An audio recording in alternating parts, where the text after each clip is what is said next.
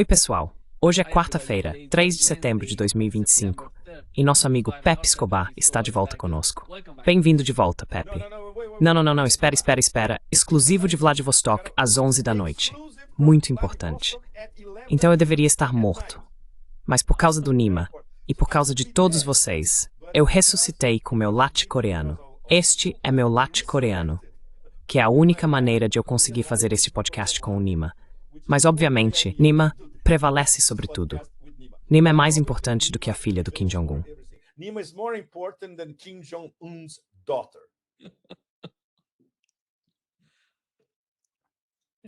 Sim, prepare-se, vamos decolar.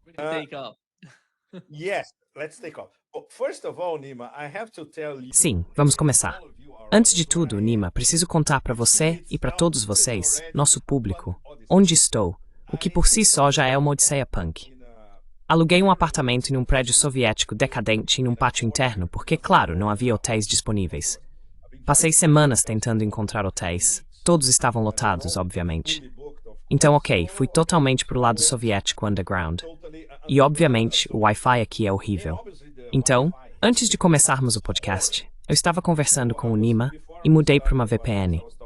Agora estou usando um servidor de Singapura, o que estabiliza as coisas.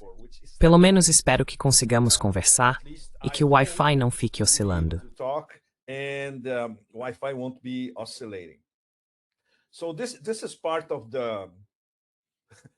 Então isso faz parte do que eu diria ser o apelo extraordinário do Extremo Oriente. Só para vocês terem uma ideia, muitos de vocês não sabem, eu estou 7 fusos horários à frente de Moscou. E Nima, no Brasil, acho que são 13 horas, né, Nima? É, porque são 14 em Nova York. Aqui são 10 da manhã. Exatamente. Então estou 13 horas à frente do Brasil e 14 à frente dos Estados Unidos. Como cheguei aqui, é na verdade uma odisseia multipolar. Saí da Natustão no domingo. Cheguei em Pequim, peguei o trem-bala, fui para Tianjin, mas só tive 2 horas porque precisei ir até lá, pegar o trem-bala de volta, chegar ao aeroporto porque meu voo para Vladivostok era tarde. E eu voltei. It's back. Sim. Voltou? Você voltou, Pepe. Sim. Nima, are you there? I can hear you, Pepe. Nima, você tá aí? Sim, tô te ouvindo, Pepe. Estou te ouvindo. Ok, ótimo. Porque eu tive que vir para Vladivostok. Porque, sabe, você tem que lidar com muitos problemas logísticos, pegar um crachá, fazer teste de PCR, essas coisas. Então eu peguei esse voo. No fim, perdi. Vi só o começo lá. Mas não tivemos acesso direto ao discurso principal. Mas não importa. Quando você chega aqui, você refaz tudo o que aconteceu durante o dia. Eu escolhi estar em Vladivostok desde o... Vamos falar sobre seu último artigo, Pepe. Isso, exatamente. Então isso nos leva ao último artigo. Yes, exactly. So this brings us to the latest piece, because the latest piece, I was trying to... Porque no último artigo, eu estava tentando...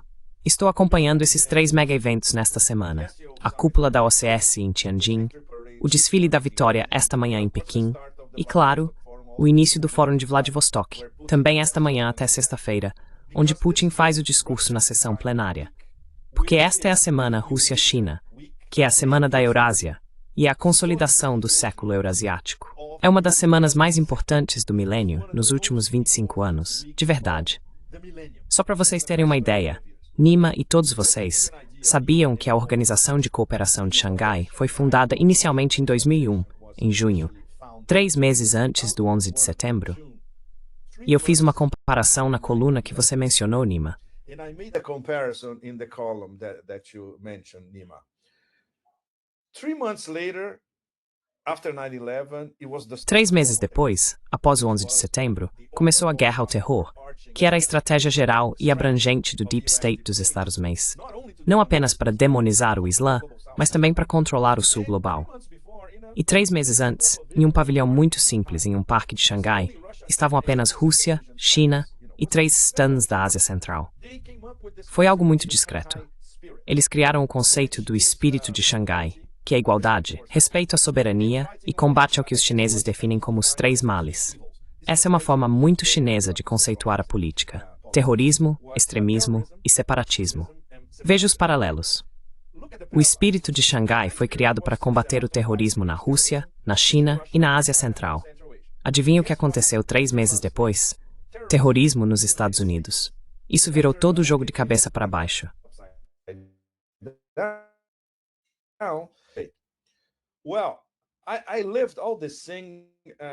Bem, eu deixei tudo isso sob minha pele, porque já estava no Asia Times, baseado em Hong Kong, e cobri isso desde o início, por dentro. Eu provavelmente era o único ocidental na época que estava no Paquistão, nas áreas tribais do Paquistão, e no Afeganistão, antes do 11 de setembro. Saí do Paquistão em 30 ou 31 de agosto, então foi cerca de 10 dias antes do 11 de setembro.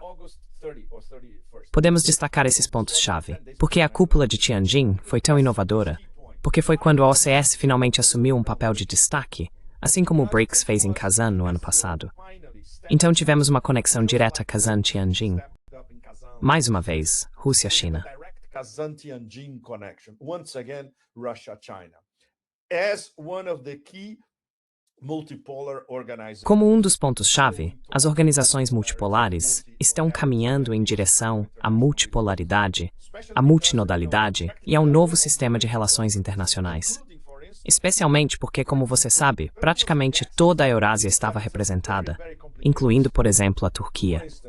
A Turquia foi convidada, mas é uma história muito complicada.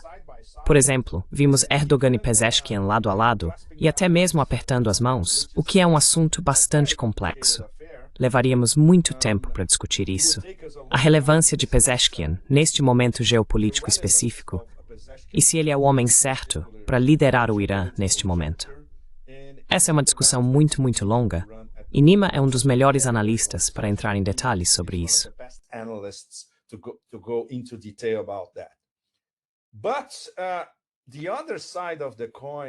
Mas o outro lado da moeda das aparentemente boas relações entre Erdogan e Pezeshkian, há uma cena marcante. Eles estão andando lado a lado. E quando você observa a linguagem corporal, Erdogan aponta para seu atual ministro, Fidan, e depois aponta para Arakci. Não há som, mas podemos inferir que Erdogan estava dizendo que Fidan e Arakci estão sempre conversando. E eles estão. Eles têm uma boa relação. Mas isso é suficiente? Essa é uma pergunta muito longa. O outro lado da moeda é ainda mais interessante. Muitos de vocês podem saber ou não que a Índia bloqueou a entrada da Turquia como membro pleno do BRICS no ano passado. E adivinhem o que está acontecendo este ano?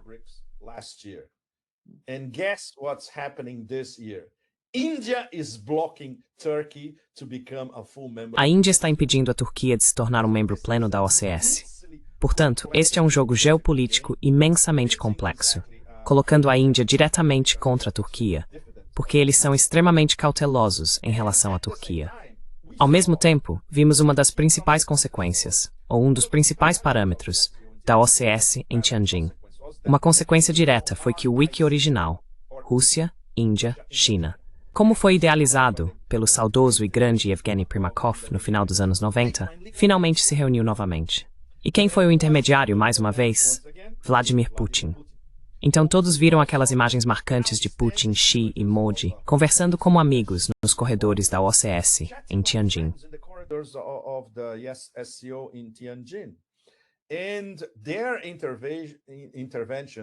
E as intervenções deles e o diálogo bilateral entre Índia e China foram extraordinários. Xi, na frente de Modi, disse a ele: "Olha, nós somos duas grandes civilizações antigas. Não podemos nos reduzir a ter problemas entre nós por causa de algumas disputas de fronteira. Isso é ridículo." Basicamente, Xi estava dizendo a Putin: "Olha, você é nosso parceiro na construção de um novo sistema de relações internacionais." E aparentemente, Modi finalmente entendeu o recado. Então isso foi uma das grandes coisas em Tianjin. Claro, digamos que o mestre de cerimônias, como escrevi na minha coluna, foi Xi Jinping. Mas o convidado de honra e o cara que fez as coisas acontecerem mais uma vez foi Putin.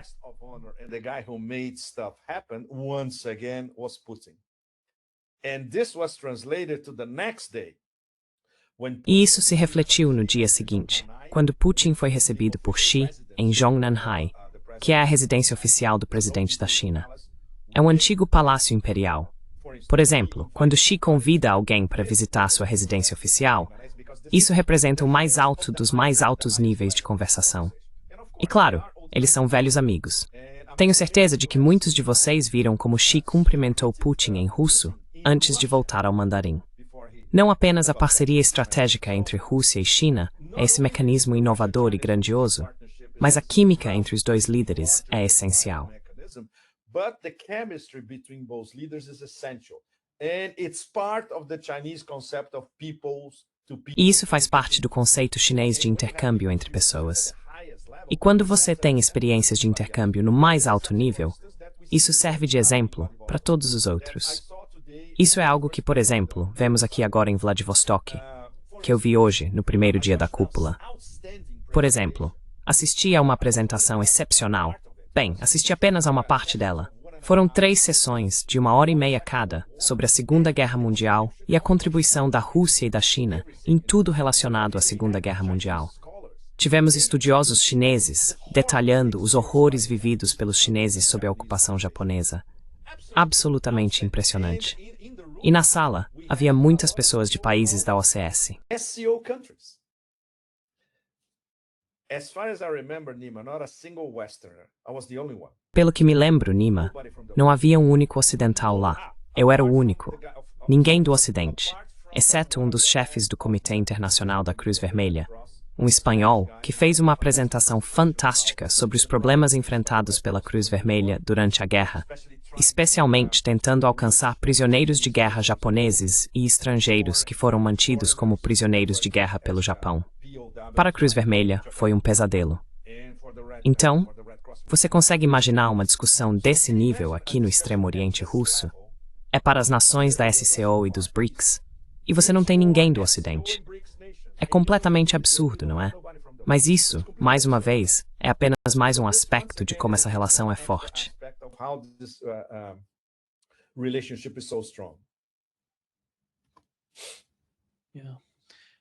Sim. Pepe, acho que o que você disse, e você pode ligar sua câmera, isso pode funcionar, porque parece que a conexão está funcionando, está tudo certo. Sim, mas talvez não aconteça.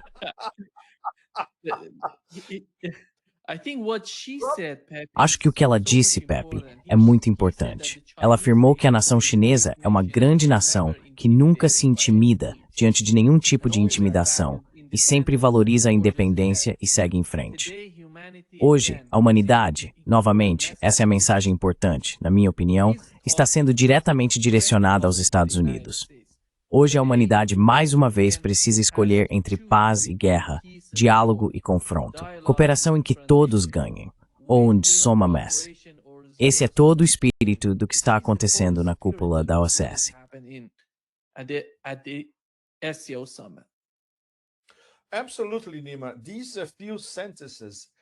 Com certeza, Nima. Essas poucas frases resumem não apenas o que aconteceu em Tianjin, mas também o atual momento geopolítico ultra-volátil em que nos encontramos agora.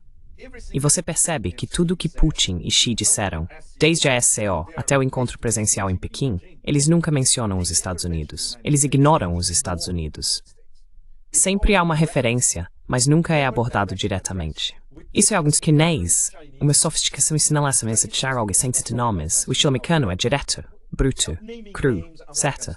Blunt, crude, raw, right? And of course Putin the same E claro, aplicando o mesmo nível de pensamento no mais alto escalão, de fato, e de uma forma muito sofisticada de enunciar argumentos extremamente voláteis, basicamente preparando o terreno para dizer, olhem, nós já estamos fazendo isso e vamos reformar o sistema de relações internacionais. Não importa a velha mentalidade da Guerra Fria outro lado, sem nem mesmo mencionar isso. Mas estamos fazendo por conta própria. Então, esse é outro paralelo entre o BRICS no ano passado em Kazan e a OCS este ano em Tianjin. Eles estão trabalhando em paralelo. Estas são, indiscutivelmente, as duas principais organizações multilaterais tentando organizar o novo sistema multinodal de relações internacionais. E, finalmente, isso aconteceu com a OCS porque o elo que faltava era, a Índia vai aderir ou não? E ok, não devemos ter pressa. Mas, ao que parece, agora a Índia está a bordo. E quem provocou tudo isso? And who provoked all that? We don't need to say it, right? A gente nem precisa dizer, né? Não é à toa que o mestre de cerimônias do circo, a raiva dele foi...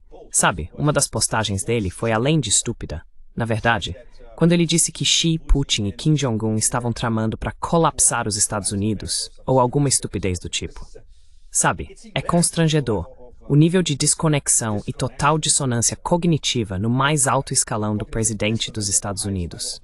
Mas o que temos notado desde o começo desta semana é que os BRICS, a OCC, o Sul Global, aos poucos eles nem estão mais prestando atenção nisso. Little by little, they're not paying attention to it anymore. They have, now it's more or less solidified. Agora está mais ou menos solidificado na mente de seus líderes e na forma como essas organizações estão estruturadas e evoluindo, que sabe, esse trem-bala da multipolaridade. Ainda que não seja o melhor termo para construir um novo sistema de relações internacionais, seria mais apropriado. Ele já está em movimento, e daqui para frente vai atingir alta velocidade. E não é de se estranhar que, quando você olha para o tsunami de desespero expresso pela grande mídia ocidental desde segunda-feira, na verdade ok, muitos de nós estamos rindo disso, porque é totalmente previsível. Mas isso reflete o grau de desespero, e ao mesmo tempo, o grau de torpeza moral e de estar sendo ultrapassado pela história em tempo real. E é assim que o Sul Global como um todo está interpretando tudo isso.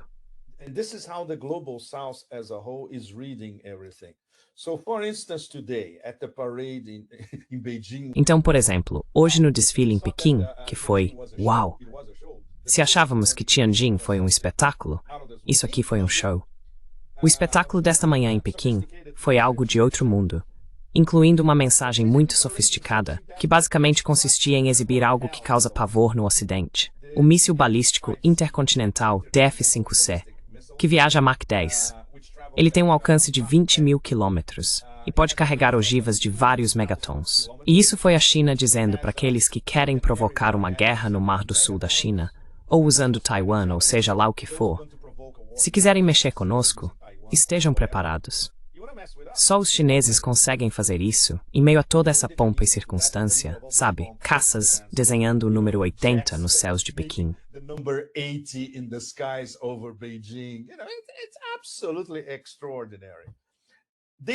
É absolutamente extraordinário.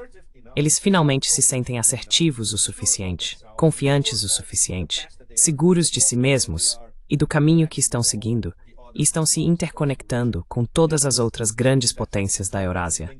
E isso está diretamente ligado à proposta de governança global apresentada por Xi Jinping. Isso nada mais é do que virar a atual ordem internacional, baseada em regras, que é a denominação americana, completamente de cabeça para baixo e descartá-la como um mosquito barulhento, essencialmente. Foi Xi e a Organização de Cooperação de Xangai dizendo, vejam, agora somos nós que estamos encarregados de construir um novo sistema de relações internacionais, equitativo, justo e equilibrado, tanto na geopolítica quanto na geoeconomia. Todos sabemos que será uma batalha difícil, a mãe de todas as batalhas difíceis.